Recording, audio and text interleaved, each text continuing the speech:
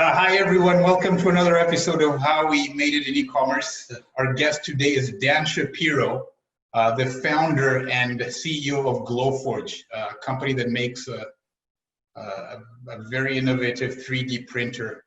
Prior to founding Glowforge, he also founded SparkBuy, acquired by Google, RoboTurtles, a company that helps that teaches kids how to code, and PhotoBucket, another successful company. So welcome, Dan.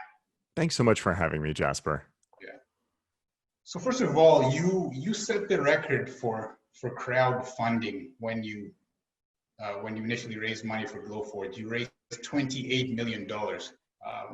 I read some stats, and apparently the average raise for crowdfunding is about $28,000, and it has an 80% failure rate. So what you did is phenomenal. Why do you think you're so successful? Gosh. So Glowforge was my second crowdfunded project. So the first two companies I started, Ontella, which became PhotoBucket, was venture backed. SparkBuy was venture and angel backed. But when I decided just for fun to make a board game that teaches programming, I decided to try launching it on Kickstarter. And at the time, that set the record for the most backers for a board game ever.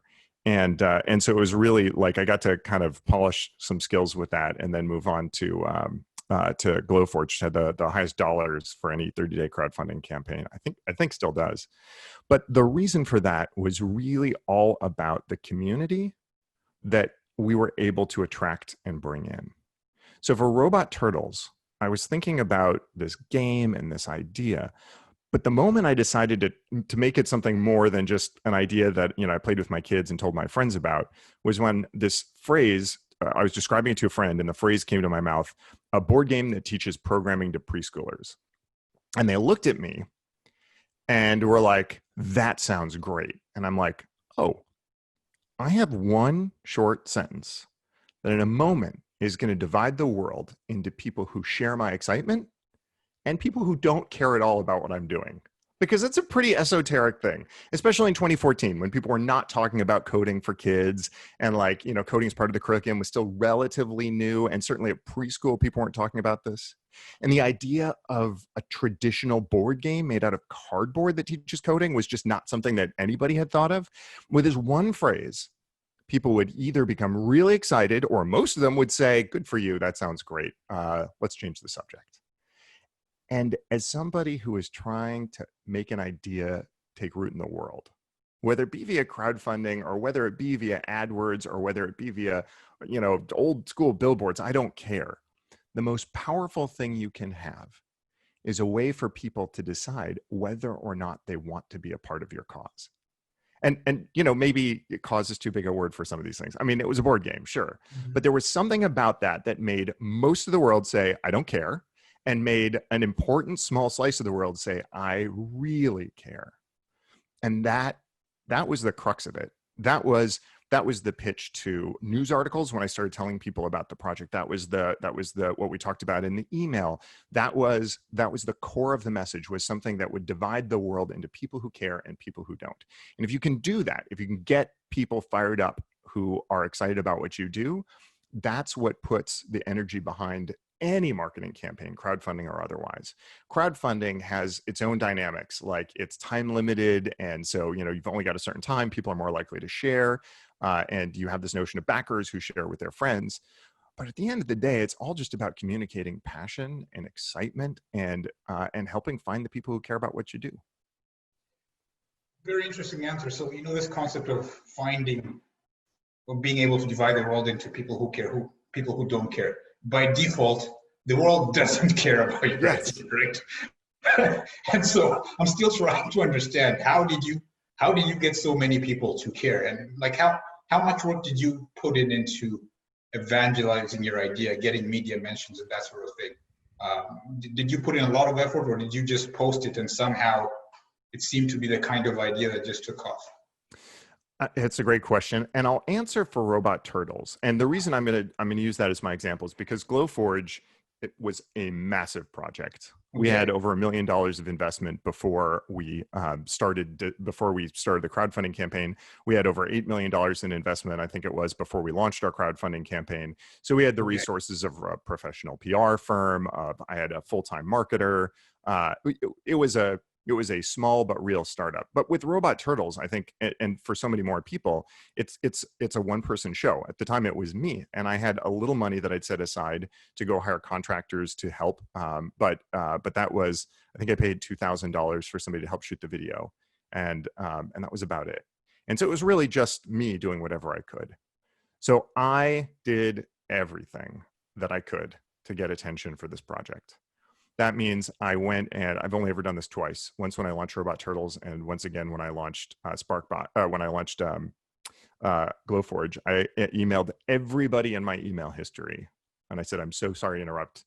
I just wanted to tell you I'm doing this new thing." And I went and shared it on social nonstop. Then I went and called up every reporter who I knew. I emailed every reporter who I knew and pitched the story. And called in everybody who I knew and said, "Hey, could you back this, and could you tell other people about it?" And none of that actually was what made the difference.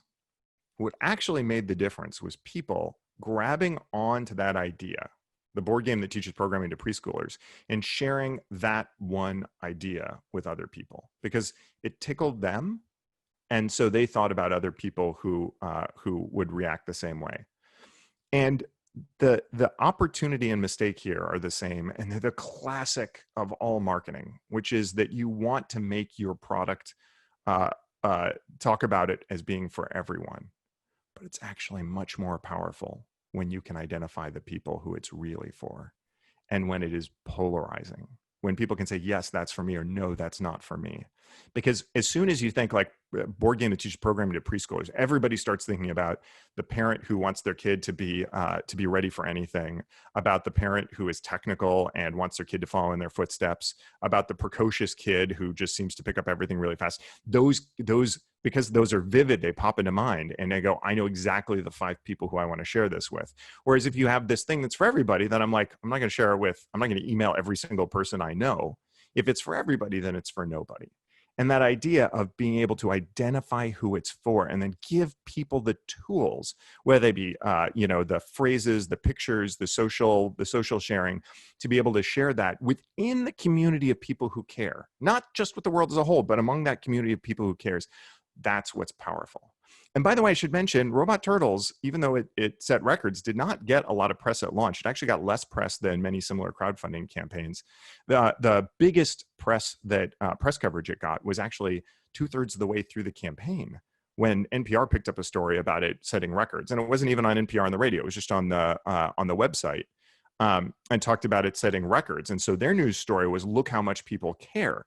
That the die had already been cast at that point. But that notion of something that people can say, that's for me, and it's or maybe it's not for me, but it's for these 5 other people. That's what makes an idea like that go viral. That's what makes an idea like that spread, when it's easy to describe and it's easy to know who it's for. Interesting. Yeah. So hold that thought. We'll come back to this notion of a polarizing idea versus something that's for everyone. But for now, let's talk a little bit more about Glowforge. How did you come up with the idea, and can you describe it for a layperson?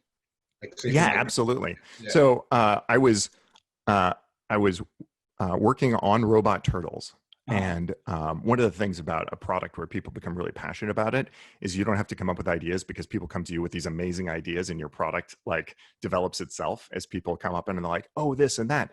And something I kept hearing from people who are excited about the game was, on Kickstarter, a lot of people do deluxe versions, and they said, "I would love a deluxe version." I particularly remember one parent said, "My son is 5 and he will want to grab onto a turtle and carry it with him everywhere and put it in his pocket and like rub it and play with it.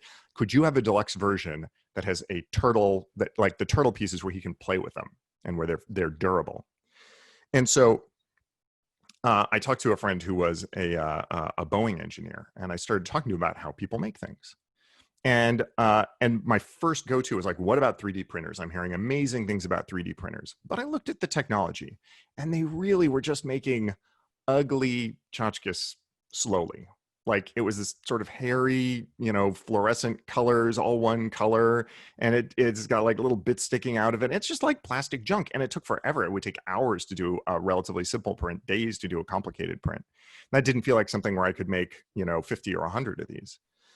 So he was talking about all the different types of tools that they had in in the shop at his work. And he mentioned laser cutters.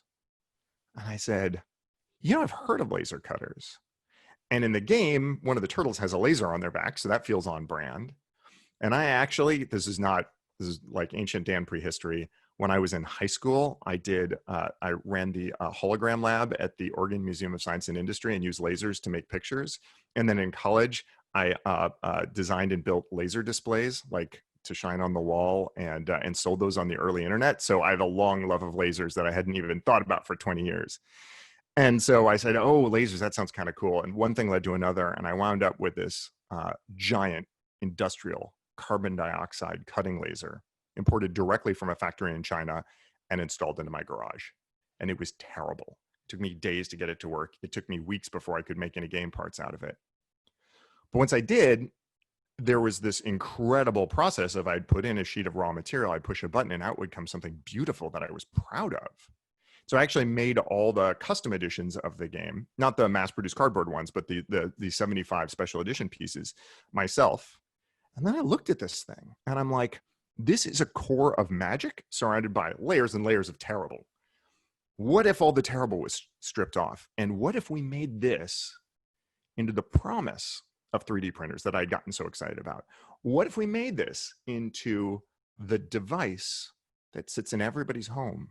To push a button and whatever you need comes out, whether it's something that you'd otherwise buy in the store or whether it's something you just dreamed up, whether it's a product for a company that you're going to start, whether it's a toy for your kids, whether it's a classroom organizer or a piece of furniture. What if we had the Star Trek replicator that could make everything? Because I think this technology can do that.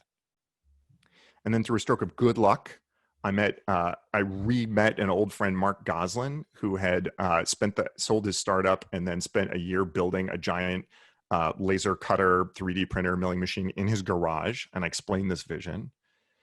And together, we came up with the Glowforge 3D printer, which you see right here, which is this really, if I may say so myself, beautiful machine, sits on your desk.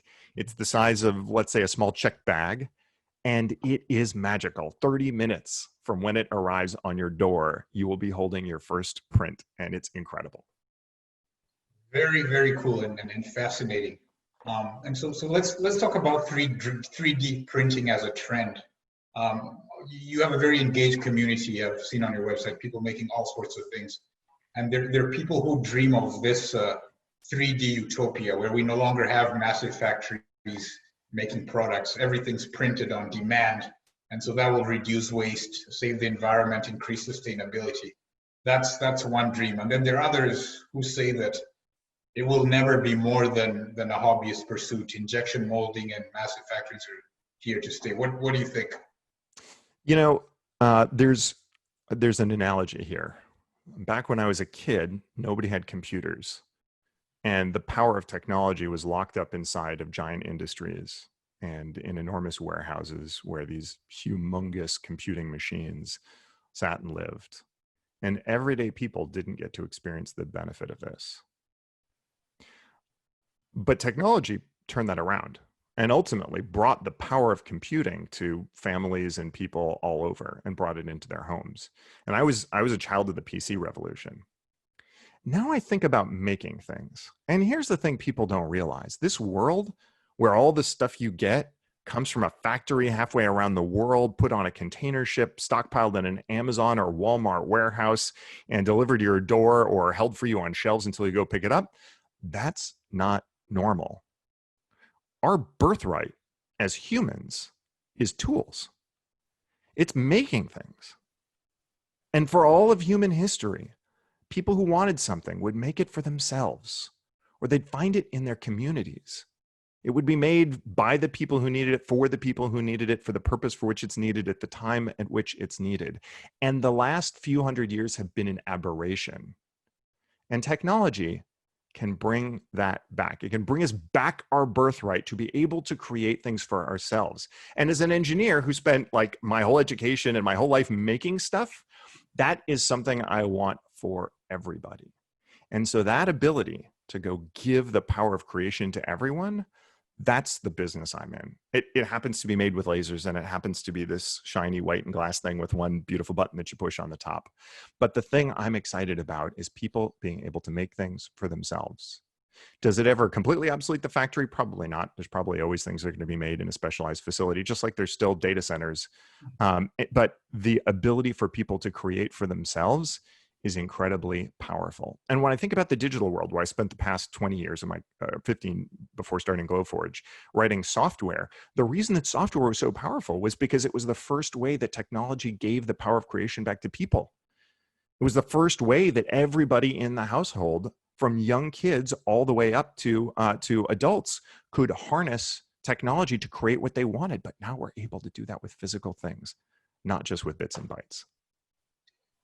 Cool. What are the most surprising things you've seen your customers make with the Glowforge 3D printer?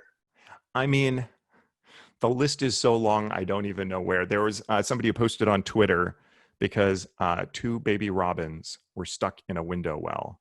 And he ran to his Glowforge, and he had a Glowforge Pro, and he made this enormous ladder, because the Pro can do giant oversized materials. He made this ladder, and he put the ladder in the window well. And he has video of the mama bird coming down and airdropping snacks while the little babies hop up from one step to the next step and escape out of the ladder. Never in a million years. We have another customer who is a heart surgeon who teaches heart surgery, pediatric heart surgery. And not too many years ago, the only way that he had to teach this was by having somebody look over his shoulder while he performed the actual surgery. And their first practice stitch was on a child. And then he worked and convinced somebody to create a surgical trainer so that they could practice on the trainer. But it cost something like $500 per try, which meant every med school student got to try it once before they went to a kid.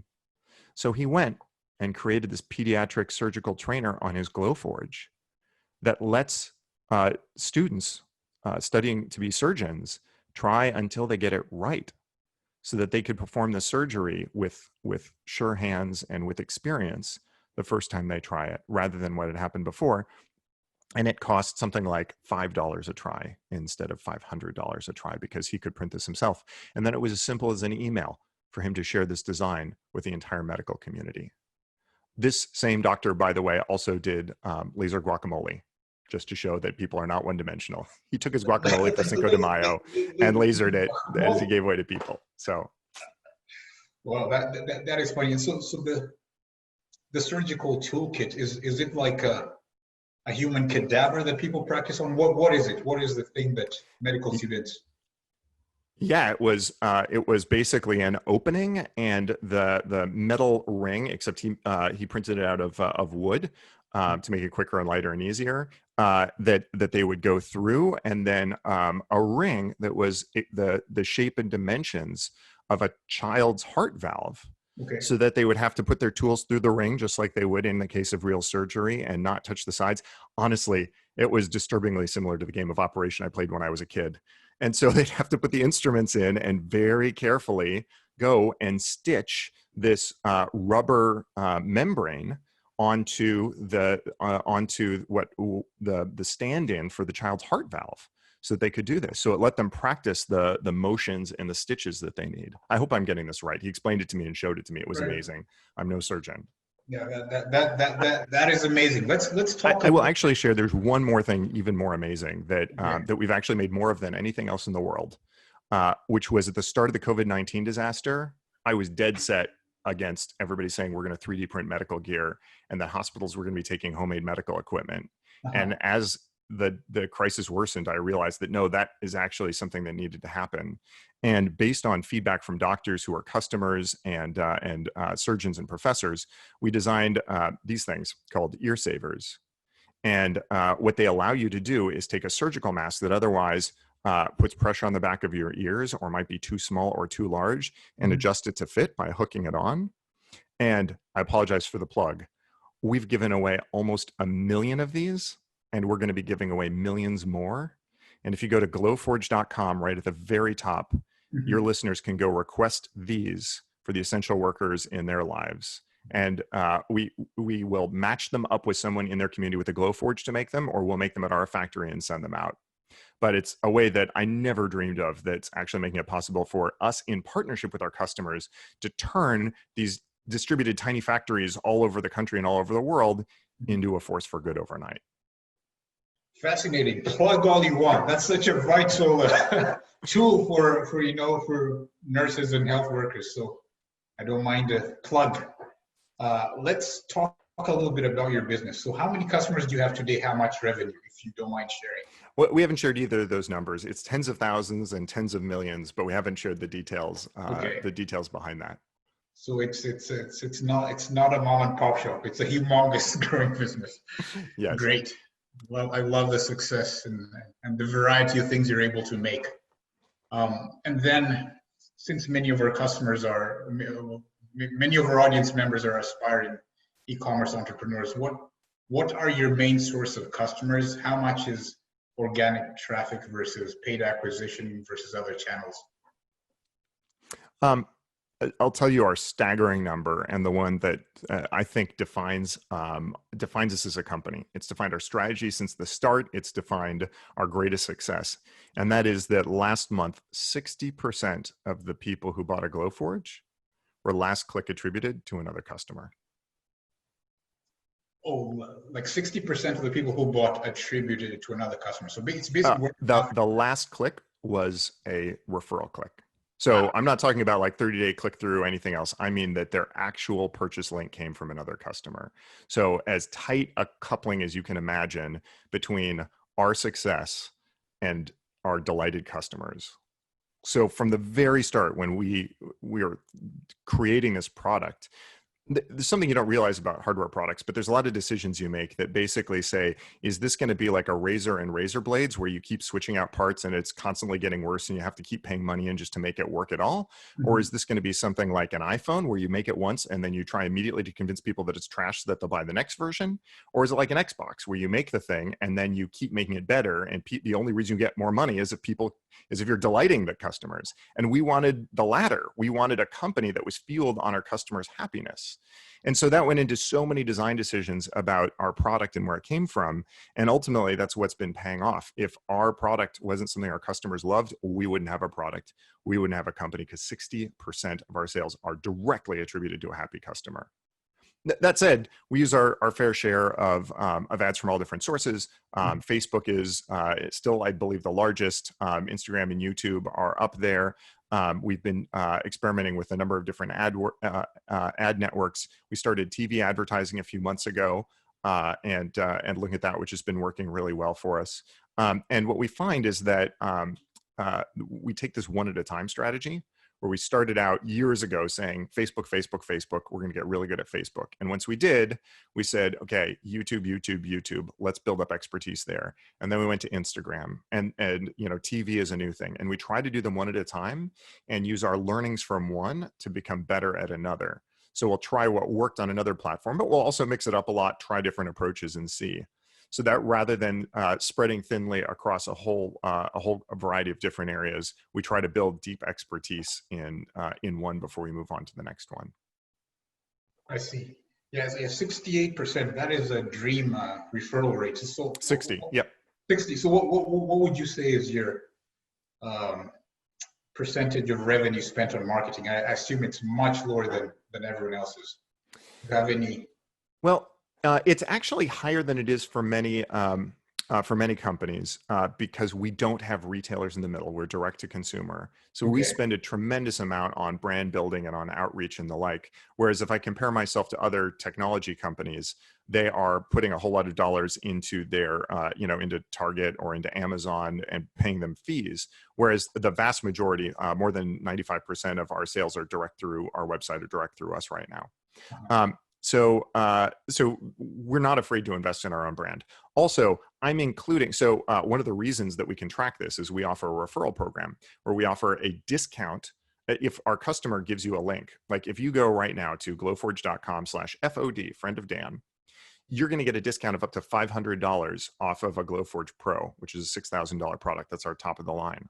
And if you use my link, then I'm going to get $500 cash or $600 of credit to use towards the store.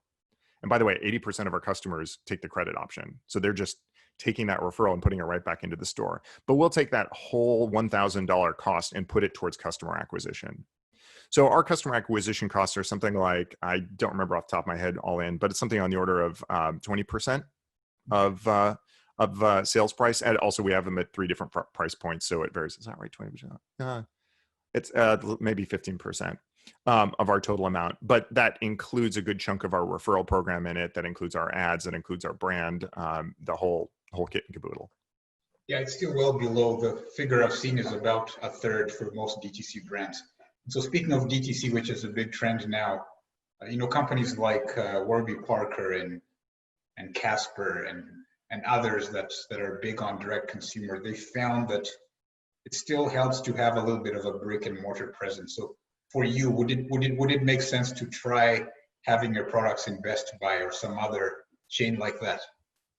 We've thought about that over and over and over again. I have I wrote a book called Hot Seat, the Startup CEO Guidebook, and tried to share some of the knowledge that people have shared with me over the years. And one of the things that I believe in, and I don't remember where I got it from, but it is that if you do something that is obviously the right idea and is obviously smart and obviously wise, that is not a strategy. Strategy is when you pass by an opportunity that looks amazing, because everybody can agree on the great opportunities, or at least most of them, and the things that are sort of obviously good ideas. But for a company to have strategy, it says, I'm going to take all the things that seem like good ideas. I'm only going to do 1 or 2 of them. Maybe I'm going to do some things that don't seem like a good idea. And some of the things that seem like a good idea have been retail over the course of the years. And one of the strategies that we've taken is to say, we were not going to touch retail for years. Similarly, education. I love education. I have kids who are in public schools. My previous project, Robot Turtles, was all about teaching kids to code. And it killed me that we weren't going and selling into schools. But I wanted to get really good at one thing, which was D2C. And I wanted us to focus our energy around that, not splitting it out. And hey, Target says you have to add this feature to do it. And educators need that feature, but customers actually want this other feature, and marketing wants this different feature.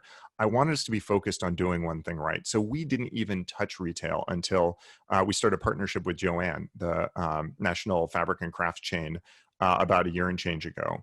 And that was going incredibly well until COVID-19 shut down just about everything in retail. And suddenly we felt pretty good that we had a strong D2C business, because that's continued to be strong over the course of the last few months of the crisis. I was really grateful when the crisis hit. Our sales started dipping, and I thought we were going to have layoffs. I immediately, we cut everything we could from our budget. Our leadership took a pay cut, but we kept the rest of the team's pay intact. We didn't have any layoffs. And then we held our breath and applied for PPP funds and waited. And through some incredible work by our marketing team, we managed to pull back out and actually continue to grow coming out of that. So we canceled our PPP applications to free up those funds for a company that needed it more. And we're able to continue to grow our company. And we're actually hiring again, including, by the way, on our growth team. I would be remiss if I did not point out our incredible growth team that set all sorts of records all over the place. But that experience of going through that made us grateful that we had that direct relationship with our customers, because that was what let us survive that crisis. We'll go back and we'll continue to work with retail and look at those opportunities. But we're gonna, we built this position of strength, and we're going to continue to expand outward from it, rather than trying to do a bunch of other things at the same time. And simultaneously, while we were busy selling only directly to customers, we became far and away the most popular laser for public schools. There are folks who track public school expenditures, and somebody pulled data for us and we're like, did you know that you are far and away the #1 brand for selling laser fabrication into public schools? Which was a surprise to us. So we've actually now hired a director of public school education. And as I mentioned before, our director of educational sales. And as I mentioned before, when it works, your customers pull the product out of you. So now we have hundreds, actually, I think thousands of teachers who are using these in classrooms in schools, who are helping us create lesson plans and educational programs So we're entering that with the benefit of customers who are helping us rather than trying to push into it cold. Kudos to you for returning those PPP funds for other small businesses that don't have access to VC's capital markets. You mentioned something interesting about strategy, like choosing a few things to do versus trying to do everything. And earlier you talked about like how you want your product to be an Xbox that you keep improving, and as a result people keep buying, versus an iPhone model where you have to trash the old model to get people to buy more, or versus the razor and blade type of model where you sell an inexpensive blade and then you keep selling the refill. And you know, HP, since your category is printing, you know, HP famously built a very valuable business selling expensive refills and cartridges. Do you think there's an opportunity for you to sell the materials that people use to make their products? We thought really hard about this because because that's a huge opportunity. And at the same time, we wanted to give people the flexibility to say, I'm going to put my MacBook in my Glowforge and engrave the cover, which you can do, right, and is amazing. And I want to go and take this, you know, hand-sawn board that, you know, from my backyard or this old barn wood and engrave with it. So we didn't want to limit to that.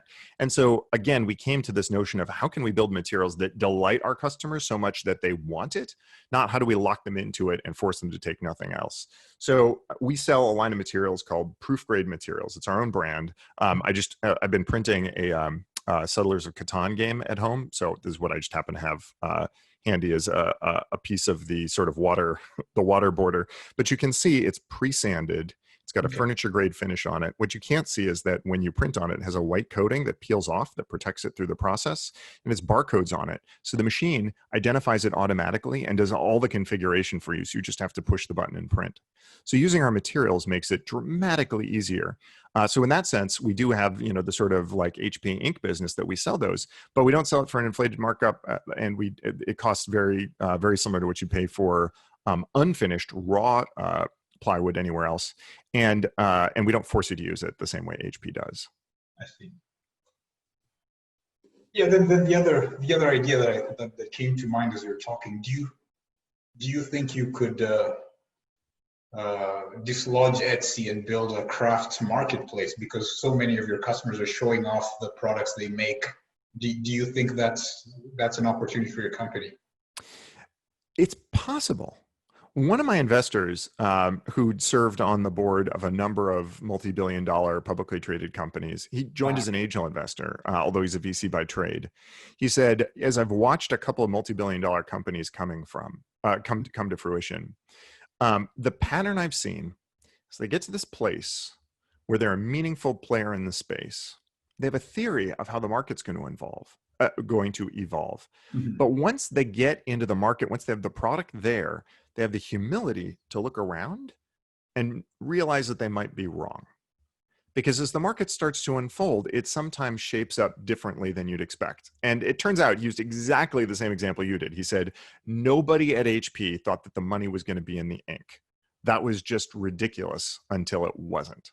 Right. And so we tried to take the same approach with our business. Like, we think we build and sell a great product for an amazing price that delivers all the value you want. And then we go and build these amazing materials and we sell those at a great price.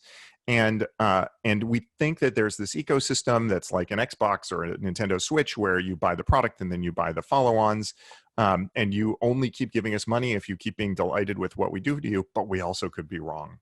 It could be that we should be giving away materials for free to sell the machines, or we should be giving away the machines for free to sell the materials. We don't know where the market's going to go. We don't know where the technology is going to go. But by staying close to our customers, by listening to them, by building products that they love, we think we'll be the first to figure it out if it turns out we're wrong. I see.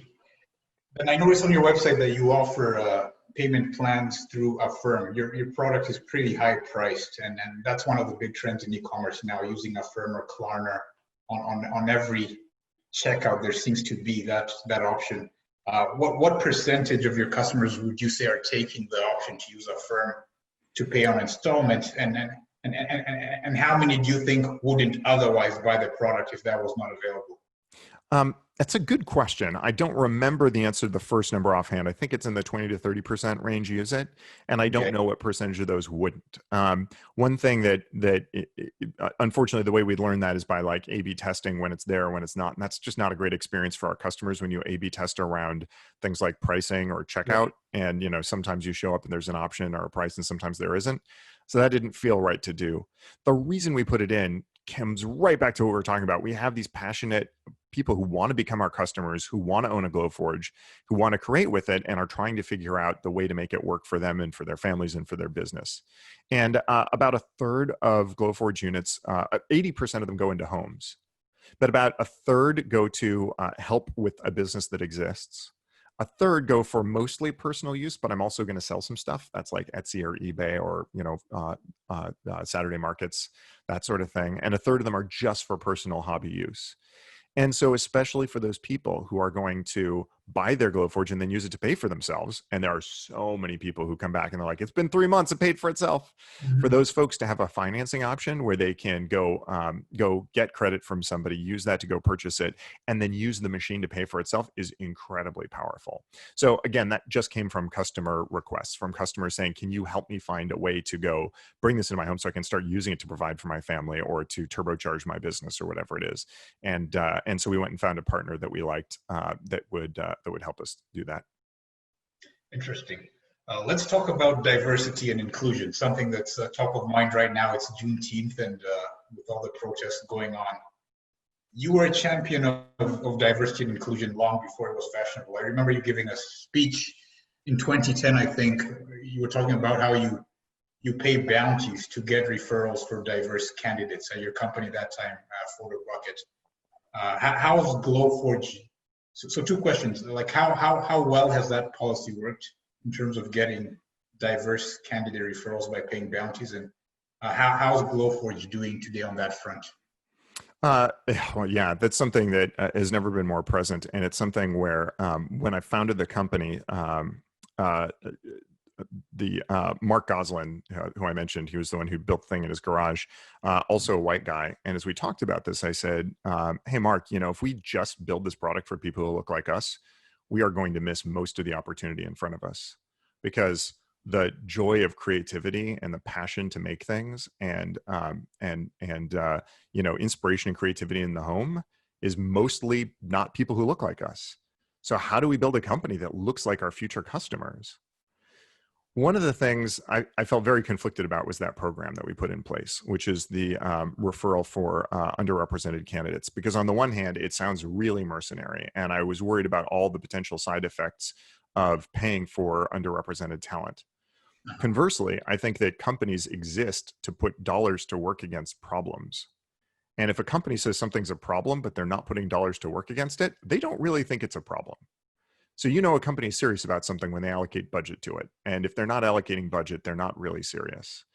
And I wanted to follow that principle with diversity and inclusion. So there are a lot of ways that we try and put dollars against that, whether it be training about bias, microaggressions, anti-racism for all employees, whether it be our trying to find the health insurance. We're limited in terms of the health insurance that we can choose because we're still small, but trying to choose the most inclusive health insurance that we can, that's thoughtful about not just trans-related healthcare, that's thoughtful about parents and new parents. We have a ton of new parents. I can't remember how many Glowforge babies we've had over the 5 years the company's existed, or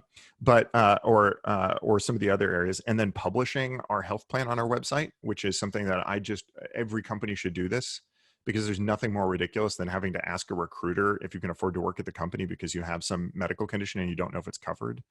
TransCare is a great example of that, where not all plans cover that equally, and it can be make or break for some people. So we publish that on our website. We also have a different way that we do job offers. We've found the research is really clear that the negotiation process penalizes women and underrepresented minorities, people of color, for negotiating. So we actually do all of our offers based on data, and we have an offer process that puts forward an offer based on data that's the best offer we can put forward without any need for negotiation. And then we let the candidate say, and I'd like an extra bonus of salary or an extra bonus of stock on top of that. And we're totally transparent about it. So again, no negotiation, but it lets them customize the offer for their own needs. So we try to put all that together. I will say that you asked if it worked, and the proof's in the pudding. If you go to glowforge.com/about-us, or if you just go to Glowforge and click on the About Us link, you can see. Now, not all sorts of diversity are apparent by looking at people's photos, but the reason we put that there is that people could hold us accountable to the goals that we set. What you'll see is, against some measures we're doing great, and against some measures we're not. I'd love for my executive team to be even more diverse. We've had women represented well in the company since its inception, although in some teams it's gone up and down. And then as we look at Black employees, as we look at disabled employees and other categories, the smaller it gets, the harder it is, the more challenging it can be to do well across all of those. We still have a lot of work to do. And now more than ever, we've been thinking about how to do that, particularly through a lens of anti-racism and inclusion towards our Black employees, and then extending those learnings and making those apply to the company as a whole. So, recently we've also done things like adding internship programs where we source from students in underrepresented communities, advertising on more diverse job boards like Black Jobs and Society of Women Engineers, and continuing to do whatever we can. Back to your original question about the bounty, though, we've had incredible results with that. We actually increased the amount. I believe it's $10,000 now. So what happens is, if on people's first day or shortly after they start, we ask them, would you like to tell us that A, you consider yourself underrepresented in tech, and B, a certain person referred you, and if you did, we'll send them this payment. And it's totally up to the new employee whether they want to make that statement or not. And that was important to us because we didn't want people using underrepresented folks as a financial lever and saying, oh, I sent you this person, you owe me something, and have that person be like, no, you didn't, or arguing about who was or wasn't underrepresented. So we just leave it in the employee's hands and say, hey, if you consider yourself part of this underrepresented group and you have somebody who referred you, please let us know. And I can tell you, in the history of the company, nobody's ever abused that. Just knowing the folks who've used that to send to somebody, I've been so happy about every case that's happened. And it's been a piece of building a more inclusive, a more diverse workforce. Fascinating. Do most employees let you pay the bounty? Most don't. Okay. But it is very common that people will refer to that as a part of the reason they came. That is, they'll say, hey, I found you myself, but when I saw that you were actually putting your money where your mouth was, it made me realize this wasn't just talk, but it was actually something you cared about and were serious about. Yeah, so true. There are lots of companies that pay lip service, but someone's serious when they put money at stake. So as a person of a color, I applaud your efforts. Kudos. Two more questions as we're running out of time. Earlier you mentioned that having an idea that polarizes versus one that's widely appealing to the masses actually increases your odds of success. You've raised venture capital for Glowforge, and very often I hear founders say that VCs rejected their idea because it's too small. The market isn't big enough. It's a niche opportunity. So can you talk a little bit more about that? You want to appeal to people who are really into the product, but then how do you convince people it's a big market? I mean, let me just take a moment and say it's VC that is a niche opportunity. Okay. The vast majority of successful companies in this country are raised without venture capital. Venture capital is a tiny, tiny piece of the entrepreneurial market. It is so heavily focused in the Bay Area, it's ridiculous. It is provably, by the numbers, racist and sexist in the companies that succeed coming out of it. And it is the wrong fit for almost every company. It is this big, but it gets this much mind share. And it's really important to realize that VC is not success, and VC is not right for most businesses. For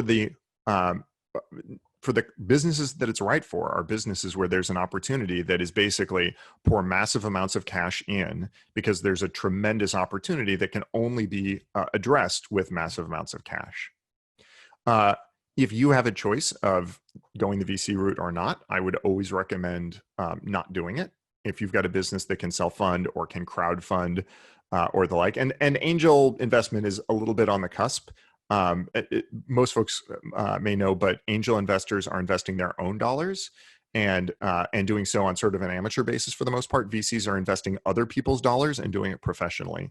Angels typically don't ever invest again once they've invested. VCs will have follow-on investments and expect you to keep taking on VC money and keep running at a loss until you either sell the company or IPO.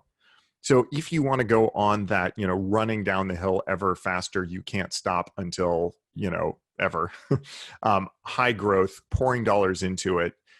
If that's what you're after, then VC is kind of the only game in town.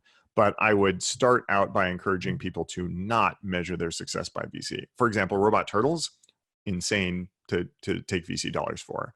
It would have destroyed the company because suddenly it would have been like, okay, now we need to launch 2 games. Now we need to launch 4 games. What's the next thing? Let's bring in the marketing team. So all that said, I've taken VC for a number of companies, but technically 3 of my 4 companies, but it's not something I recommend. It's just something that's there as an option. But because it tends to be the companies that can afford, the VC-backed companies are the ones with big PR firms that talk about how they're VC-backed, it takes up way more space in people's heads than it takes up in the economy. So with that enormous disclaimer, splitting the difference between you're trying to do everything all at once and it's too small, nobody cares, is really difficult. And honestly, for each of the 3 companies that were VC-backed, I probably had 20 to 60 VCs saying no. So every one of those companies, imagine 20 to 60 people saying that company's not going to be big enough. No. Even me, who's had by far a greater percentage of success than most folks do, even with all the privilege in the world, presenting as a white guy who looks like just what people fund with an engineering degree and, the pedigree from various tech companies and more recently successful startups, even like with all those, still most VCs say no. So it is a really brutal path.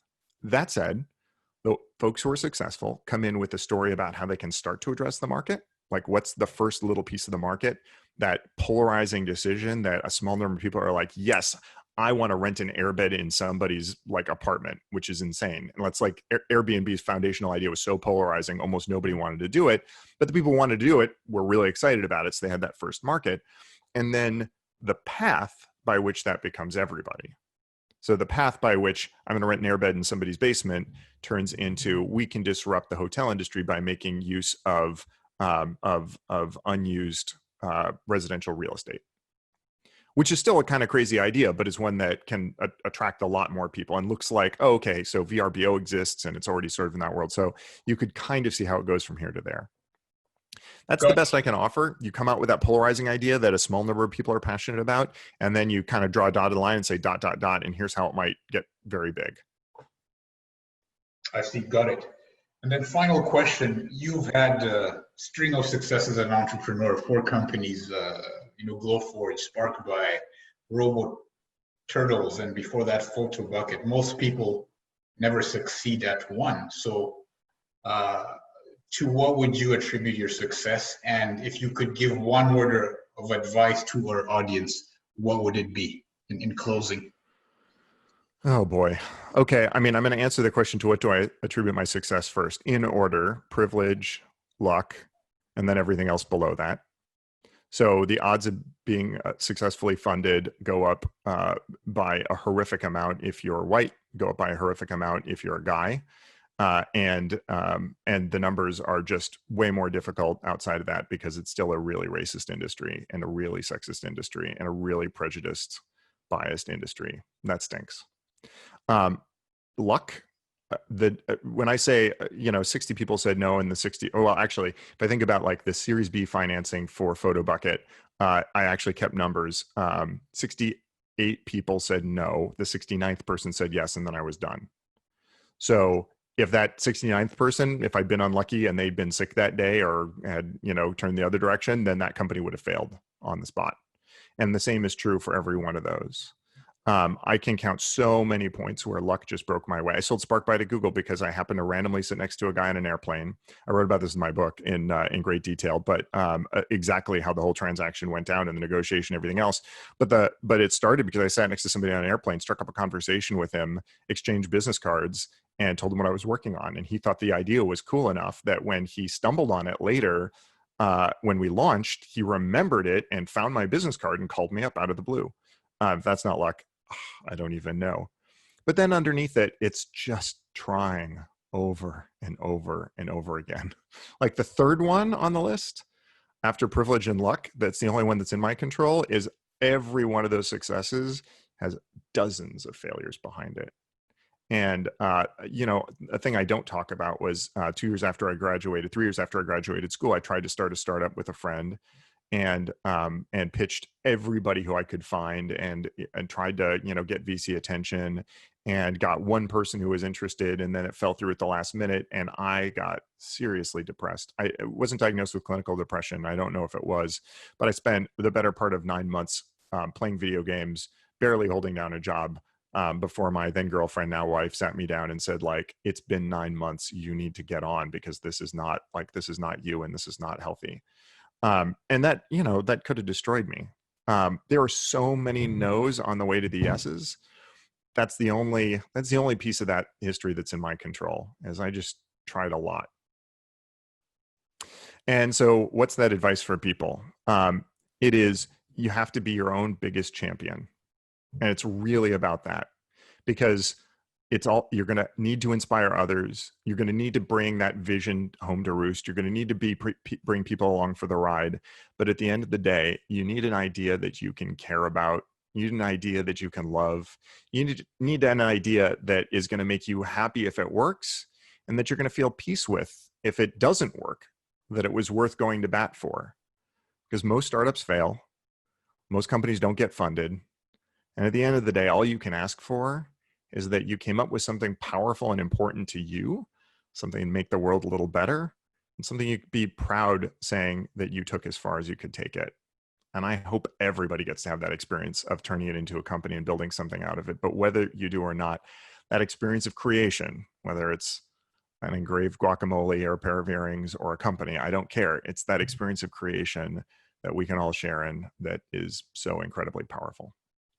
I love the candor and humility, Dan. Thank you so much for being on our show, and thank you again. It's been a pleasure interviewing you. Jasper, it's so great to talk to you. Thanks so much for having me on. Take care. Right.